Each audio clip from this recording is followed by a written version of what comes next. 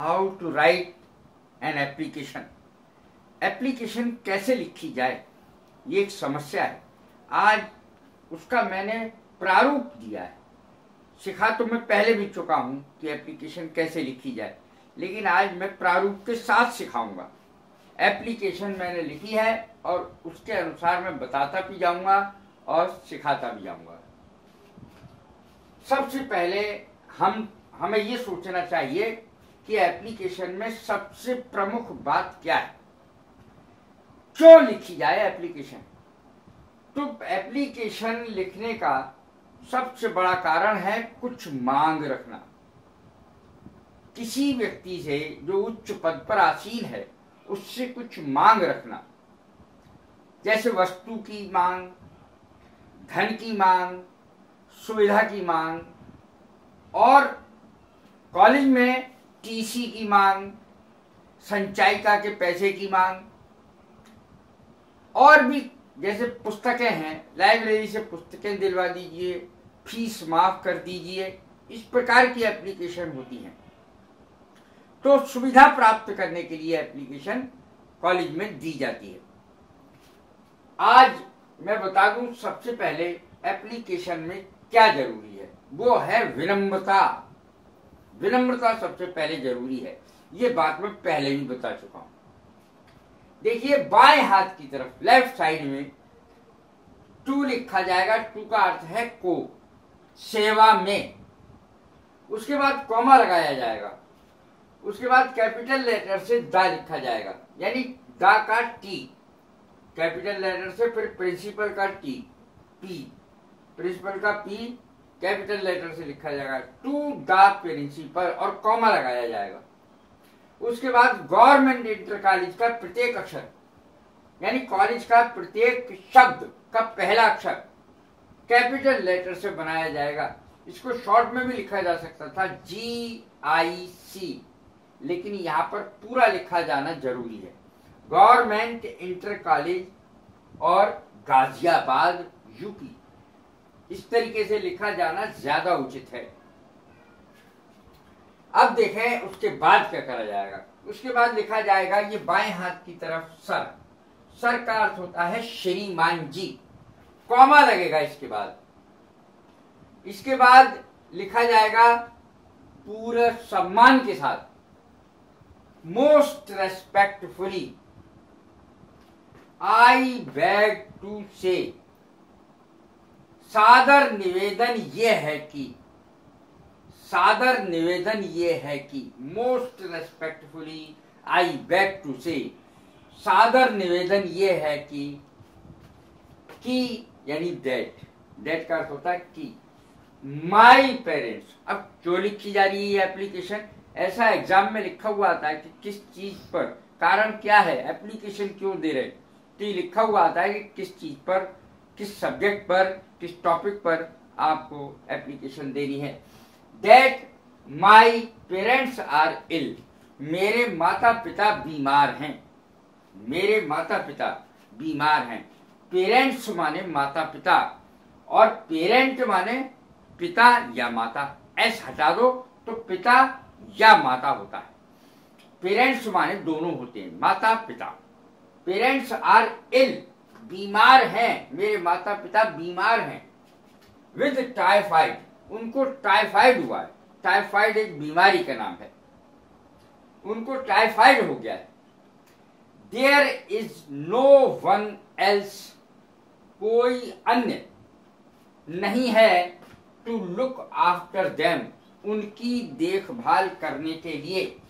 To look after them, उनकी देखभाल करने के लिए। नो वन एल्स, कोई नहीं है।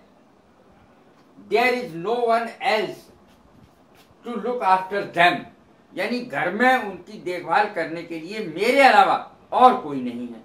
जो एप्लीकेंट है, एप्लीकेशन देने वाला है, वो कह रहा है। इसके बाद लिखेंगे, the family doctor has advised, सलाह दी है, फैमिली डॉक्टर ने यह सलाह दी है, फैमिली डॉक्टर ने यह सलाह दी है।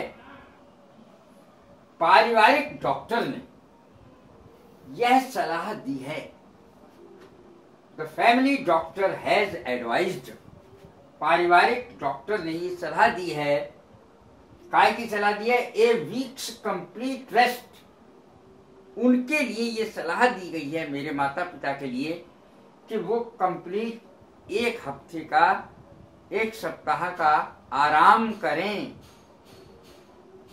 एक सप्ताह का, रेस्ट माने आराम, कंप्लीट माने पूर्ण, वीक माने सप्ताह, वीक्स, एक सप्ताह का एडवाइज, सलाह दी गई है। It is my moral duty to help them, it is my moral duty to help them, ये मैंने अलग से लिखा है मॉरल ड्यूटी, अगर आप लिख दें तो बहुत अच्छा है, नहीं लिखें तब भी काम चल जाएगा। It is my moral duty to help them, मेरा ये नैतिक दायित्व है, नैतिकता का तकाजा है कि मैं उनकी हेल्प करूं, मदद करूं। It is my moral duty to help them, मेरा नैतिक दायित्व, नैतिक कर्तव्य यह है कि मैं उनकी सहायता करूं। Kindly grant me leave of absence, कृपा करके, काइंडली और प्लीज का अर्थ एक ही होता है, प्लीज और काइंडली का अर्थ एक ही होता है, PLEASE, प्लीज या काइंडली, कुछ भी शब्द का इस्तेमाल किया जा सकता है। Please grant me leave of absence from the college for 7 days only, मुझे छुट्टी दे दीजिए 7 दिन की, मुझे 7 दिन की छुट्टी दे दीजिए, कृपा करके मंजूर कर दीजिए। ग्रांट माने मंजूर करना, grant me leave of absence यानी छुट्टी दे दीजिए मुझे कॉलेज से, फॉर 7 days ओनली, 7 दिन की। I shall be highly obliged to you, मैं आपका आभारी रहूंगा, ऑब्लाइज्ड माने आभारी। I shall be highly obliged to you, मैं आपका बहुत बहुत आभारी रहूंगा। इसके बाद कुछ लोग थैंकिंग लिखते हैं, थैंकिंग यू, कुछ लिखते हैं थैंक यू। थैंकिंग यू ज्यादा सही है, क्योंकि अभी एप्लीकेशन उन्होंने मंजूर नहीं की है, काम नहीं हुआ है, अभी तो आपने लिखी है। थैंकिंग यू, धन्यवाद देते हुए, इसका आपको धन्यवाद देते हुए। इसके बाद आप डेट लिखेंगे, जिस दिन एप्लीकेशन दे रहे हैं उस दिन की डेट लिखी जाएगी, 5 जुलाई 2017, 5 जुलाई 2017, इस तरीके से आप डेट लिख सकते हैं। उसके बाद दाईं तरफ आपको लिखना है योर्स ओबीडियंटली, आपका आज्ञाकारी। इसमें ध्यान रखना है ये एस लगेगा, तभी लगेगा ये जब LY ओबीडियंटली लिखा जाएगा, अर्थात ओबीडियंट के आगे LY होगा। योर्स ओबीडियंटली, आपका आज्ञाकारी। इसके बाद नेम, अपना नाम लिखेंगे आप, जो मैंने नहीं लिखा है आप अपना लिखेंगे। और वैसे बोर्ड के एग्जाम में XYZ लिखा जाता है, कभी कॉपी के किसी भी हिस्से पर नाम नहीं लिखा जाता है। नेम XYZ, रोल नंबर आपका जो हो, क्लास जो भी आपका हो, यदि सेक्शन है लिखिए। उसके बाद यदि आपने डेट यहां नहीं डाली है बाईं तरफ, तो यहां पर डेट डाल सकते हैं अंत में। इसके बाद मैं बहुत जरूरी चीज बताने जा रहा हूं, वो है कि इसी एप्लीकेशन को आप अपने लिए भी लिख सकते हैं, मदर के लिए, फादर के लिए भी अलग अलग लिख सकते हैं। जैसे माई मदर इज इल, इस तरीके से लिख सकते हैं। यदि माँ की तबीयत खराब लिखनी है, my mother is ill with typhoid, या लिख सकते हैं my mother has been suffering from fever, बुखार आ रहा है उनको, सिंस लास्ट नाइट, इस तरीके से भी लिख सकते हैं। यदि आपको एप्लीकेशन लिखनी है अपने लिए, तब कैसे लिख सकते हैं? Most respectfully I beg to say that I have been suffering from fever since last night.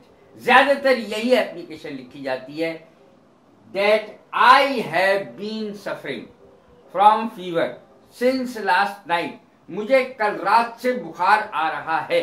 इसका अर्थ ये हुआ, आई हैव बीन। यदि मदर की तबीयत खराब है तो यहाँ पर मदर लिख देंगे, my mother has been suffering from fever since last night. यदि फादर की तबीयत खराब है तो फादर लिख देंगे उसकी जगह। ऐसे भी लिखा जा सकता है, my parents are ill, my mother is ill, my father is ill, my brother is इल।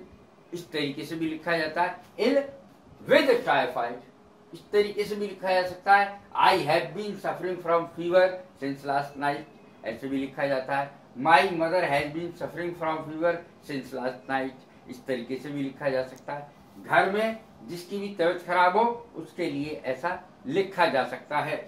ये है एप्लीकेशन लिखने का ढंग। ये मैं दूसरी चीजें इसलिए बताई क्योंकि इम्तिहान में यदि दोनों की तबीयत खराब लिखने का आ जाए एप्लीकेशन तो दोनों की मैंने दे दी है। यदि मदर की आए तो मदर की भी बता दी, फादर की आ जाए तो फादर की भी बता दी, और आपकी खुद की तबीयत खराब है तो आपकी भी बता दी। ये 3-in-1 एप्लीकेशन है, अर्थात इसमें 3 तरीके से मैंने बताया है कि इसमें किसी की भी अगर तबीयत खराब होती है तो इस तरीके से एप्लीकेशन लिखी जाएगी। जब आप ये लिखें I have been suffering from fever since last night, तो ये बात ना लिखें there is no one to look after them. ये सेंटेंस फिर नहीं आएगा। जब आप क्या लिखेंगे, I have been suffering from fever since last night, और ये भी नहीं लिखेंगे it is my moral duty to help them, ये भी नहीं लिखेंगे, सिर्फ बाकी की आएगी। The family doctor has advised मी लिखा जाएगा, फिर has advised me A weeks complete rest, इस तरीके से लिखा जाएगा। तो ध्यान रहे कि जब अपने लिए लिखेंगे I have been suffering from fever since last night, तो there is no one else to look after them और it is my moral duty to help them, ये दोनों चीज नहीं आएंगी। अर्थात यहां से लेकर के यहां तक, और ये जो मैंने ब्रैकेट में लिखा हुआ है ये नहीं आएगा, बाकी शेष चीजें आएंगी।